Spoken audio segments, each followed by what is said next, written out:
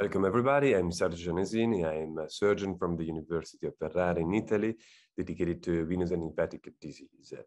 This podcast is dedicated indeed to the importance of exercise in venous and lymphatic disease and the benefits of hydrotherapy. And I'd like to deeply thank Eleni Lindsay and all the Leg Club for the kind invitation. I think they gave me a title that is absolutely perfect because the title is saying the importance of exercise, the importance.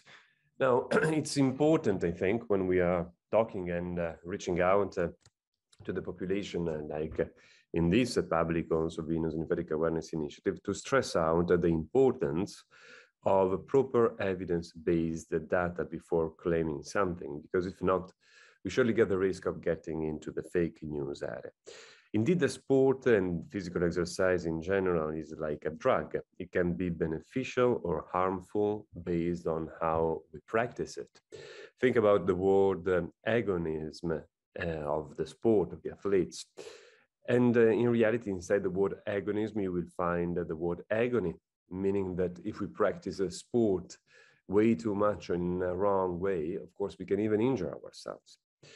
But of course, proper physical activity is of paramount importance for proper venous return.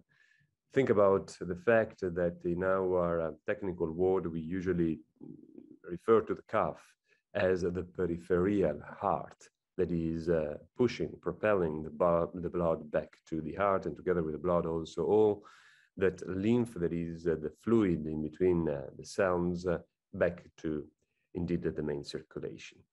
Now, it has been demonstrated that proper physical exercise is beneficial, as I was saying, in the cardiovascular system, and in particular for the venous and lymphatic system, it can surely help the drainage. But how we should do that, what we should do, and for how long, that's a different topic. We surely have to define a dose of the physical exercise and a modality of physical exercise. And first of all, we have to standardize this physical exercise to make it reproducible.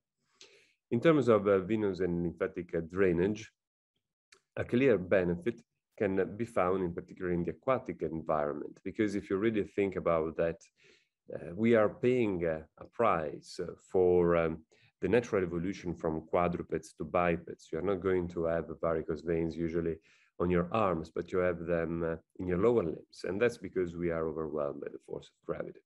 For this reason, we got particularly interested with our University of Ferrara research group in the aquatic environment, because the aquatic environment is giving you the opportunity of proper compression, meaning that every single centimeter of water is giving us a 0.7 millimeter mercury, which means that when we are standing up in a pool, for example, and we have 120 centimeter of hydrostatic column, this means that we are under 80 millimeter mercury. Now consider that when we are using rigid compression stockings, usually we are around 20. So it's like having 4 pairs of stockings with the magical effect of not even perceiving that.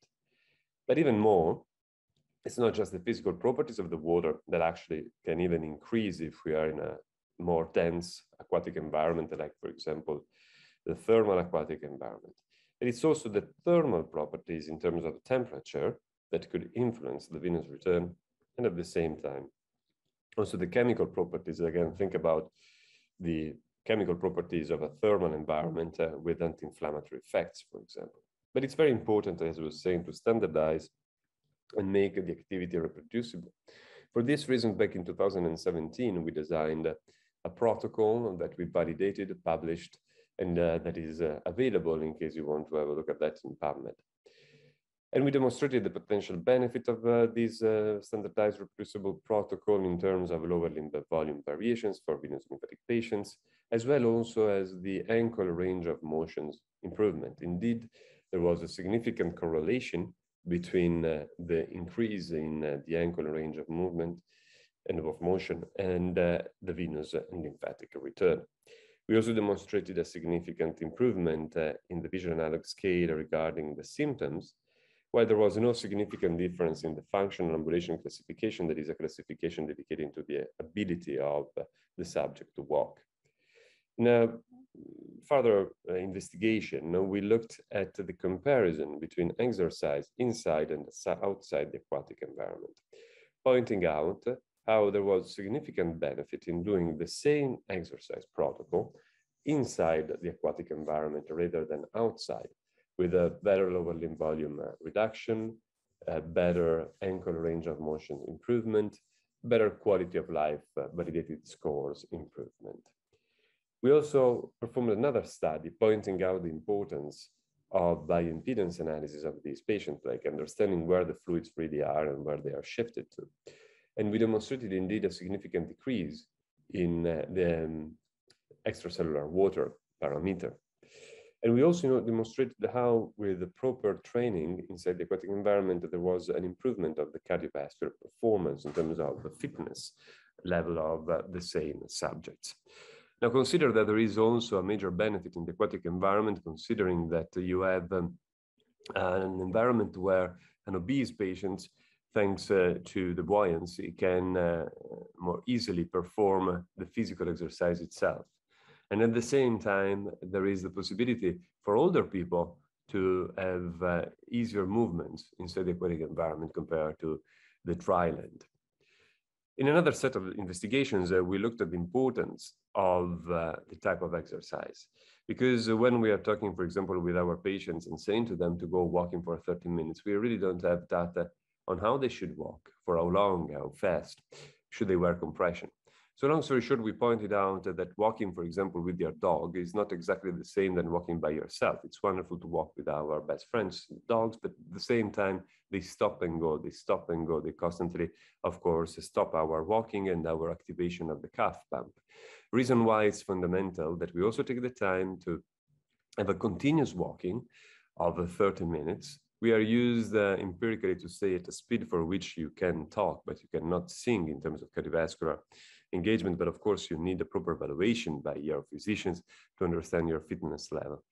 At that point, walking for 30 minutes will give us a benefit in terms of venous and lymphatic return, but this benefit will be surely higher if we have a proper compression on that is facilitating the lower limb volume control, and at the same time also the perceived exertion according to a validated scale that is the one of Borg, that is giving us an idea of how much the activity gave us exertion, for which graduated compression stockings can surely help in controlling perceived exertion according to this investigation of our, while in the meta-analysis we have confirmation of the use of graduated compression stockings for controlling the delayed muscle soreness onset, while for the other benefits, we should really talk in another podcast, I think, because we have indeed a different data suggesting great potential benefits, but also a great need of proper data collection